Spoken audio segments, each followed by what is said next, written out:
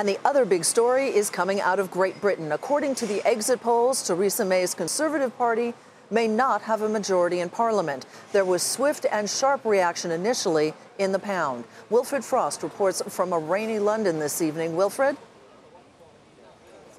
Hey, Sue, yes, indeed. If this exit poll is correct, then we are headed for a hung parliament. That is when nobody wins an outright majority. A reminder that there are 650 seats at play. 326, therefore, needed to win an outright majority. The Conservatives predicted to get 314, 12 short of a majority, 17 less than they had before this whole process. What next? Well, there's no clear coalition partners for the Conservatives, so either they will try and form a weak minority government and all the uncertainty that comes with it, or Labour, who have come second under Jeremy Corbyn and done well, gaining 34 seats to 266, try and form a coalition with some other partners. There are some possible partners as well. The Scottish National Party, the Liberal Democrats and the Greens could all reasonably be expected to come to an agreement with the Labour Party, but that only totals 315 seats, still short of the 326 to get a majority.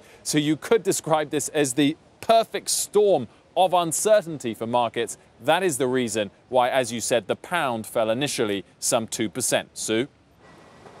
Let me ask you a question here, Wilf, if I may. Knowing that Theresa May is a Brexit hardliner, what do these mixed results mean for the Brexit process going forward? It's probably a little too early to know at this point, but what do you think?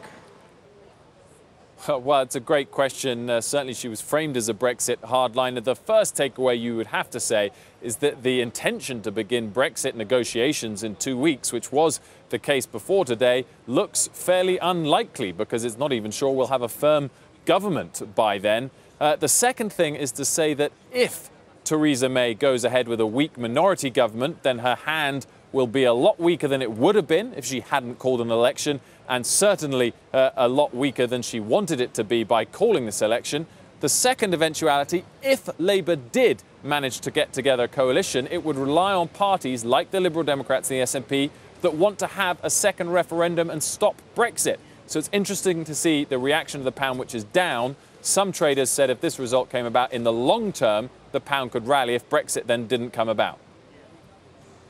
Wilfred, thank you so much. Wilfred Frost reporting for us tonight from London.